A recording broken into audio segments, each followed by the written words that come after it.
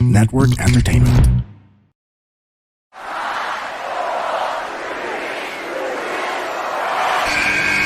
Who's ready for story time? What's going on? This is Xavier Woods, aka Austin Creed. Let me talk to him. Hello, WWE Universe in the Philippines. This is Charlotte. Hey everyone, this is Jeff Cobb. I have to finish the story. We are pretty deadly. Yes, boy. Yes, boy. Run! Bang! The sniper is shooting you down. This is TMDK's Robbie Eagles. Hey, this is the Cosmic Cactus, Paul London. Hello, my name is Ilya Dragunov, the Czar, the NXT champion, and you're listening to... And you're listening to... And you're listening... And you are listening... And you're listening to the Wrestling Podcast. The Wrestling Podcast. The Wrestling Podcast. The Wrestling Podcast. To the Wrestling Podcast. Yeah.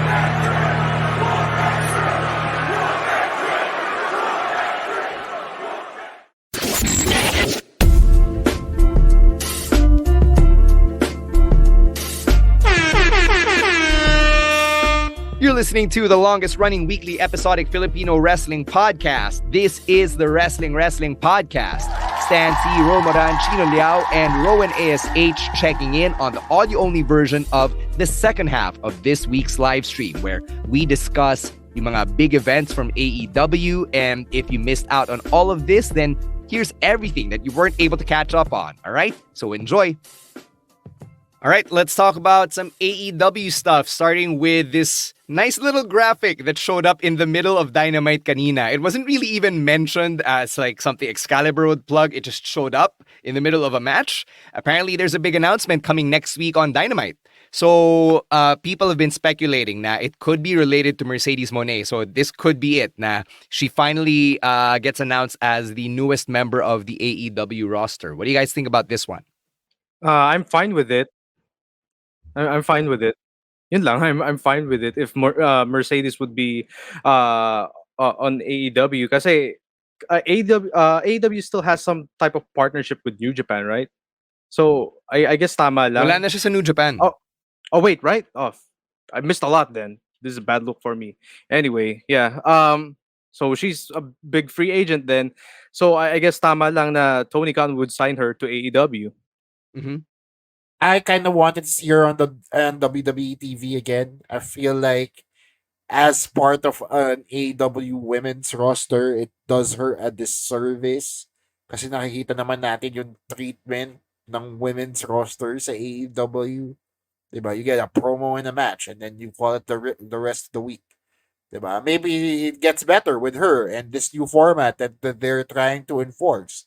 Sana, because only seeing somebody, a big star like Mercedes Mone every other week, it really doesn't showcase her value or the value that she brings to the roster. I think Tony Khan is like the only person who's willing to pay Mercedes what she's worth, diba?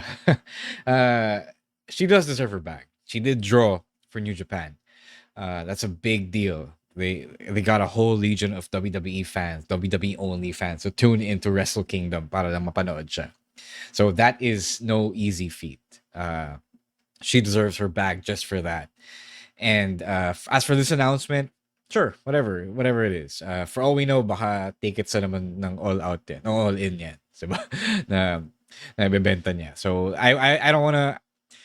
Yeah, exactly, diba? May DLC pala yung Fight Forever, eh, no? That's the meron talaga. Meron talaga. No, like a new one. No, a new DLC.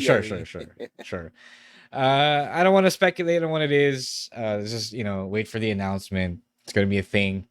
If he didn't do the whole Tony Khan has a big announcement on social media, then I don't think it's that big. Kasi napaka low-key ng pagkasabi na may announcement siya. Yeah. I think it's his way of trying to subvert na rin. Kasi we already know what to expect. We've made memes out of it, diba? Napagtawanan na siya ng internet fan base. So, at this point, I think he's just trying to stay 1 or 2 steps ahead of us. Sure. Whatever. Yeah. Okay. You go do that, TK. AEW Australia Tour. That's the announcement. The day after Chamber. Rowan, what was that? But signing Mercedes could be good. May naisip akong concept like she can be the Brian Danielson of the women's division. Like she not only she can wrestle, she can also be involved creatively or like somewhere behind the scenes. And maybe What? siya na yung maging susi para mapaganda yung women's division. I don't know. It's No, just I get what you're saying, but she doesn't need to be in a backstage role to do that. I mean, all you got to do is prove that she needs to be on TV every week. diba? And then, hopefully, the rest of the spots for the women on TV will come. Because you can't, have her on every week. Tapos wala nang iba. Di lang yun, Rowan. You've got Serena Deeb and Emi Sakura and several other veterans there, and yet they still just get one women's match per show. So what makes you think na just because Sasha Banks here's the Brian Danielson role or capacity, it's not gonna automatically increase the number of matches and segments they're booked in. It doesn't work that way. No, I get what he's saying. I do think it would put more ice. Yeah, I get what he's saying. Sinasabi niya. Yeah. But at the end of the day, I'm just saying that she doesn't need to be in a backstage role. That backstage role. Yeah, thing it's was at the, weird. You don't have to be at the end of that. the day, it's still systemic, diba? I'm still waiting on that women's only show that he promised us, Tony Khan. Wala pa yung wala pa nangyayari doon, diba? It became Collision for some reason. So, now we'll just have to wait kung willing ba talaga siya to double down and give the women the time that they deserve. No, all I was saying is, you put Mercedes on every week, like Sasha Banks was on every week on SmackDown, diba? So, wala ka ng choice kundi to make another spot for the women. Kasi she has to be on every week. That she brings the viewers. So, it's like Edge. Edge is on every week now, diba? So, what do you do when you have to feature one woman every week? She's no Paige, she's no Soraya, diba? So now you have the Mercedes spot. So now you have to make the other women's spot. Wala ka ng choice. Wala ka ng takas doon. Yeah. So whatever Tony Storm is doing, then whatever Mercedes is doing, yun, dalawa na yun, diba? And then on the other show, on Collision, whatever Julia Hart is doing, and then whatever Mercedes is doing, if you want to bring her there as well. So there. Let's move on here to another potential signing in Kazuchika Okada, who we've been speculating about for weeks and weeks and weeks. Yung latest balita is that his merch has been pulled from Pro Wrestling Tees, but only because wala na siya sa New Japan. So, yung existing merch niya at the time were linked to New Japan, but because he's no longer under contract with NJPW, his merch has been pulled. So, we're all assuming that if he signs with AEW, he'll just put up a new Kazuchika Okada store, and then yun na, all systems go, Kazuchika Okada is all elite. So, may umaalma ba? Like, because like my opinion hasn't changed. Na I still think the more interesting outcome is Okada to WWE. Ako din. I've gone warmer. I've gone warmer towards that idea. Grown warmer towards that idea simply because kahit sabihin natin hindi maganda ang treatment or hindi ideal yung treatment ng Japanese wrestlers sa WWE, I still feel like Okada has the ability to turn the tide over there. Diba? He's a once-in-a-lifetime star that basically carried New Japan on his back nung umalis na si Shinsuke and them. And when he was the only one left, siya yung top draw nila. He essentially became their John Cena to that certain extent, diba? So to bring him over to WWE might actually, especially under this new management, might actually do good for him. Whereas if nagpunta siya ng AEW, I don't think AEW is going to do anything different with Okada. Diba? They're still going to just offer him up as the same Okada, just under a different TV show. Same. I still want the idea na Okada being in WWE. I still don't know what it would look like, kung maganda ba yung ikakalabas or not. I just like that idea na Okada from New Japan. Will he have the same presentation from New Japan in WWE, if ever? What type of booking will he have? Will it be good? Will he wrestle every week? Will he be a special attraction? I'm just interested with the idea na he would be in WWE. He could be in NXT, like what the rumors said. Pero I don't know now. If he will go to AEW, baka he might just get lost in the shuffle. Yeah, no, I agree. I wanted to see Okada in WWE. I wanted to see if they could, undo the damage that they did to Nakamura, to Kenta, diba? A lot of other people. Um, I wanted to see. I wanted to see if he was going to be the next Tozawa or whatever, or the next Nakamura, which are not really like the best outcomes for him. But I wanted to see. I just wanted to see if it would be Okada better. goes on a Say Funaki Triple run. H. That's what happens. He is. Exactly. Triple H is the guy, like I said, that wanted these guys in the first place. And then I remember the story that they told about 205 Live about Triple H wanted to push for the cruiserweight division. It was his baby. Then Vince, took it back, or took it from him, and then he kind of did this Vince thing, and then just relegated the cruiserweights to being a small deal on 205 Live. And then when he reverted control to Triple H, he didn't really want to do anything much with it anymore. So parang may history siya of dropping the toys like Andy, and I don't know. Maybe that's what happened to Nakamura. Maybe that's what happened to Kenta, to Tozawa. But otherwise, I wanted to see if he was gonna make up for it with Okada. Say Okada's not just anyone. He is one of the biggest stars in the world. Even though a lot of WWE only fans will say, "Who the fuck is this guy? Who the fuck is this Japanese guy?" But the history, the reputation is there. The reputation has entered the room before he did, and once a lot of fans make him a big deal, once WWE legitimizes him, he will be a big deal. So sayang talaga. I just wanted to see that happen. Maganda tong sinabi ni Glendale. What if Okada debuted at WrestleMania? I was actually thinking about this a few minutes ago. Now, Seth Rollins still has no challenger at WrestleMania, kind of like 2 years ago. And then he's there. It's like, come out, whoever you are. And then out comes Okada like Cody Rhodes did 2 years ago. Coin drop. Really doing this again? The coin drops. I wouldn't mind. Kung yun yung mangyayari, like sure, let's do 2022 all over again for Seth Rollins. For Seth only. I also wouldn't mind kung yan yung end. Kung yan yung end game nila, surprises with Okada, why the hell not? Diba? I'm all for it. It's a good surprise. Yes, gas-gas na yung trope na yun, but it's gas-gas siya because it works. That's what I always say.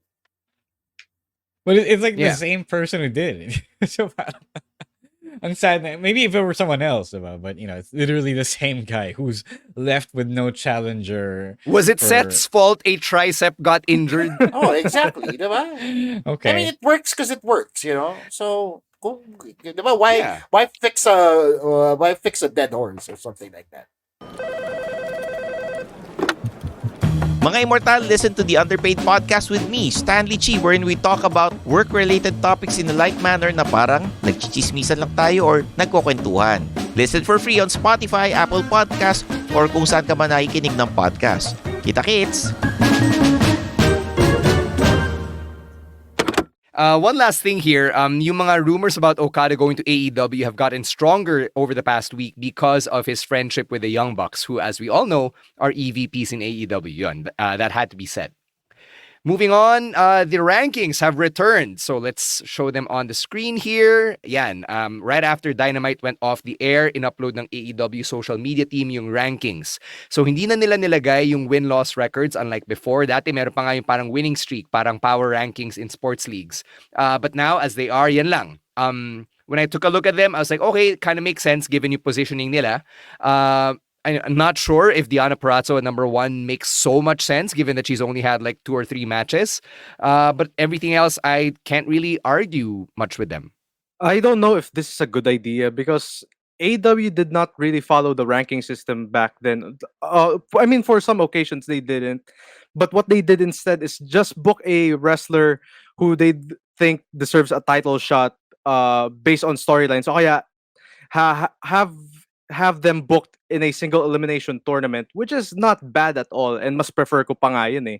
Kasi parang yung ranking system mahirap siya ma-maintain, and it's hard to keep track on paper. It sounds good. I once did it with WWE games, pero parang I got lost with it. Parang ang hirap i-control.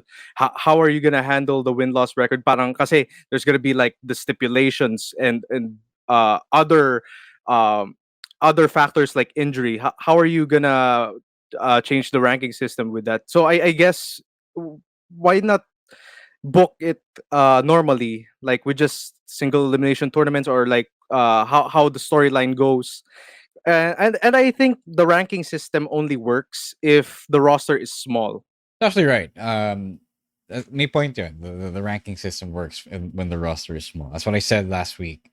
When I compared it to the round robin tournament, the Continental Classic, it worked. That worked a lot because there were only like 10 guys, diba? Or 12 guys. Sorry.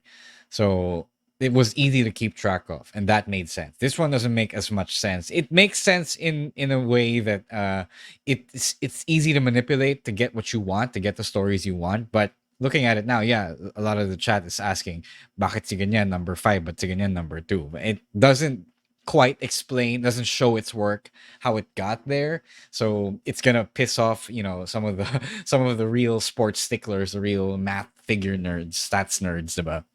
And it's one of those things I'm mukhang half-baked na because, as Rowan said, there's no way to do this but to be half baked unless you're completely plugged in on all your numbers and tracing all the things on a Ano ba yung corkboard. PER ni na John Silver at Alex Reynolds? Ba't sila naging number 2? Exactly. Tsaka, hindi ko din gets kung, because like in the men's division, can we put back the graphic here for a bit, Jasper? Thank you. In the men's division, you have 4 singles titles going at it at the same time. So, paano na decide na number 1 siya for this particular title? Yeah. Diba? Kasi sa ibang combat sports, may weight classes sila, diba? In boxing, you got the different promotions. So, paano gagawin ng AEW yan? Who's to say Swerve is the number 1 contender for the heavyweight championship? What if he's the number 1 contender for the Continental Championship, diba? Paano nila i-decide yun? Especially with the women, diba? Itong women, dalawa din yung title nila. Diba? So, is Diana Parazzo automatically the number 1 contender for Toni Storm or for Julia Hart? For both. Diba? Parang confusing din siya kasi hindi nila define ng maayos kung paano ba talaga tumatakbo tong rankings. Yeah. Yeah, great points all around. I mean, from the outside perspective, baka sabihin nyo na, no, you're nitpicking. Pero hindi.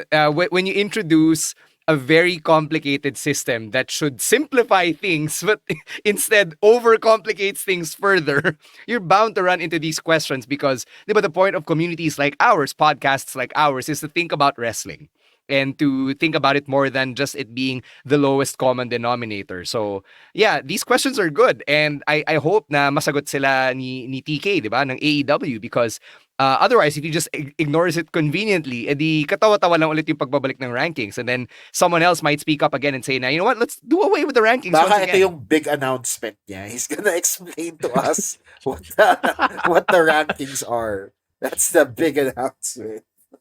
We'll see. We'll see next week on Dynamite.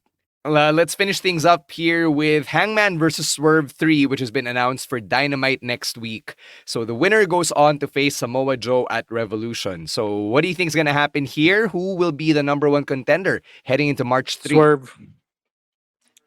Swerve. Me. I was actually thinking that it would be a schmozzy finish and then triple threat. Pwede din, actually. Pero I want Swerve. You kind of need a pure baby face in there because Joe is a heel and Swerve is a heel, even though Swerve is super hot. Yun nga eh. Like, I want Swerve to win because he's like red hot right now. So they might as well capitalize on that. I mean, at the end of the I don't care. at the end of the day, both doesn't really matter who wins. I don't think Joe is dropping the title. It does matter who wins. Because if Swerve goes on to have a one-on-one shot, na-legitimize na siya lalo. Kasi, eto na eh. This is him starting the main event run finally. And I think it should go there. Yeah, you're right. Na may big chance it's going to be a 3-way. Pero, I don't want to see Swerve versus Hangman yet again, even with Joe in the mix. So, the question as to whether who's the face, I don't care. I don't care if it's a heel story. Because people want to cheer Swerve, people want to cheer Joe. It's not gonna matter who the heel is. People want to see that level of brutality from both guys. Mm-hmm. All right, sige. We've got time here before we end the live stream. Let's talk about this thing from AEW, something that Chino pointed out nung nagpe-pre-prod kami. So over the week, let's start with Collision muna. So their main event was the Trios Cage match, diba, between FTR and Daniel Garcia versus the House of Black. And then there was a bit of confusion with the stipulation kasi ang sinabi nila is that it's an elimination tag match, at least that's what the graphic said. And then yung biglang nangyari is you have to escape the cage. So dun pa lang there was a bit of confusion. And then in comes Dave Meltzer who claimed na AEW changed the stipulation of the Trios Cage match dahil according to Dave Meltzer, House of Black didn't want to get pinned. So nangyari after the cage match on Collision, the members of House of Black all responded on Twitter. Then si Brody King kinlarify niya na the wording of the stipulation was changed on the graphic pero hindi raw nila kasalanan yun kasi hindi naman nila alam. So what do you guys think about how this all went down? Kasi honestly, medyo magulo siya given how everything happened. Because I came into the match, I was actually confused. I was also expecting na it would be elimination styles. Biglang, oh, you have to escape the cage. So what happened here? Okay, I'll start. The wording I saw from Meltzer was that Malachi Black didn't want a job. So I didn't think of that. I didn't think of that as them not wanting to get pinned. I thought of that as them not wanting to lose. And then you see the cage, you see the match, and then Malachi was the last to remain in the cage. So he lost big time for his team. So that to me explains that okay, Meltzer was wrong. He regardless of whether he wanted to be pinned or not, he still lost. That was still a big L for their team because it was such a big match, diba? So I'm willing to believe the House of Black here. I'm also willing to believe the whole hullabaloo about the stipulation wording and how it was promoted, diba? So it's one of those things that, okay, that's kind of messed up because it not only tells or it not only tries to tell people na mali yung sinabi ng ano, but it also maligns the people involved and paints them, to be wrestlers who didn't want to do business, diba? Which I don't think is the case because they've lost so many times. So it doesn't add up as to why they wouldn't want to lose yet again. I wanted them to win, yes, but I don't believe they didn't want to lose either. Nakakatawa lang yung pinost ni Buddy Murphy yung record niya just to show na anong sinasabi mo di ako natatalo. It's a good retort. It's like a self-burn and a burn at once. But anyway, I think it's also an internal problem on AEW's end, diba? To have something like this be blown out of proportion. Kasi kung pinunta nila yung graphic, then somebody, I guess, should have informed them via internal chat or whatever na ganito na yung mangyayari instead of it looking like it was done on the fly because of some absurd reason. Diba? I feel like it's important to keep your talent in the mix kasi at the end of the day, sila yung lumalabas sa TV, diba? So now it looks like they're blaming a graphic artist. Good point. Or PR person for this, diba? Parang hindi naman tama din yun. But at the same time, it's also important to have to keep everything internal. Diba? I don't know kung sino yung nagsabi kay Meltzer na ganito yung nangyari. But that guy should be fired or whatever. Kasi ang gulo Gumulo siya Hindi naman kailangan umabot sa ganito pero gumulo lang siya lalo. Yeah, very unfortunate situation. Si Brody King also pointed out na si Dax was getting roasted on Twitter kasi kung ano sinabi niya, diba? Like, he got the name of the city wrong and then mali din yung nabanggit niya in the pre-tape. Pero yeah, live kasi yun So, sinasabi ni Brody King na these things happen on live television even when the cameras are rolling. So, I want to commend Brody here kasi at least yung fellow talent niya, hindi niya tinrow under the bus. Ang laking bagay pa rin nun even if, in storyline kalaban mo yun, you're still selling the same product and in not throwing your fellow talent under the bus, diba? You're at least protecting pa rin yung product kasi yun pa rin yung pinaka-importante, diba? The product that you put out there on TV and it's really unfortunate na some change in wording or whatever caused so much confusion with the understanding kung ano yung magiging main event nitong Collision over the weekend. On that note, we are gonna wind down here with the live stream. Marami pa tayong pag-uusapan sa audio-only feed natin. So, if you want to hear our predictions for NXT Vengeance Day, our thoughts on the new commentators for both Raw and SmackDown, and some thoughts on the Judgment Day and the Hardys, go check out the audio-only episode that will hit your feeds over the weekend. For now, let's get to some plugs. We're gonna start with Chino. I am back for the time being, back for quite some time. So I'm kicking things off with my first show, first stand-up show of the year. Super Sam Tomas Morato, Scout Torrillo Street, Quezon City, this Wednesday with a showcase of comedians from Comedy Manila. It's free entrance, guys. You don't have to pay anything. It happens early on a Wednesday night. So wala na kayong excuse. Baka makaisip pa kayo. But if you want to go, please drop by Super Sam Tomas Morato, February 7. Show starts at 8 p.m. Ikaw, Rowan. Same plug. I'll be writing my SmackDown review, and please read it. And I might write an MWF 2024 wish list. So stay tuned. All right, Ro. Hey, you said that, so I'm holding you to it. Just follow us on TikTok, Wrestling2X Pod. Follow me on Instagram, shang.daddy on both Instagram and TikTok as well. So yeah, just follow us. Pasabays on Monday, Elimination Chamber, Feb 24. So stay tuned for all of those. Yeah. For me naman, if anybody's watching Game 1 of the PBA Finals tomorrow at MOA, I'm going to be doing hype man duties over there. Go say hi if you see me. And buy me a coffee, please. I would appreciate that. For Game 2 naman on Sunday, I'm going to be calling that on PBA Radio sa 918 Sports AM. So, yan. Both games will be in the evening for Friday and Sunday. So there. Thank you so much to everybody who caught the stream. Neil, thank you for making us a part of your evening drive, man. That means a lot. Thank you, Adore/Ali, for always being a part of our podcasts. And Sakang everybody outcast. sakang outcast tulad namin. Yeah. Thank you for always joining us and making us a part of your routine. And please take a moment to hit that follow button on Spotify in case you haven't yet. Pati na rin sa YouTube, please hit that subscribe button. Thank you very much to Babyface producer Jasper and everyone over at the Pod Network for all of the work that they do behind the scenes. We'll catch you next week for our Pick of the Week special and our Weekend Reactions episode. On behalf of Ro Moran, Rowan ASH, and Chino Liao, my name is Stan C. This has been another episode of the Wrestling Podcast. Stay safe, stay healthy, and don't be a dick. Later, weirdos. Happy birthday, Mom. Peace, outcasts.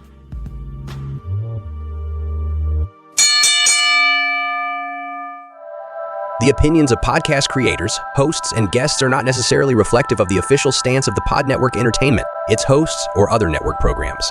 The content created by the people behind the podcast is personal and not meant to harm any religion, ethnicity, group, organization, company, or individual.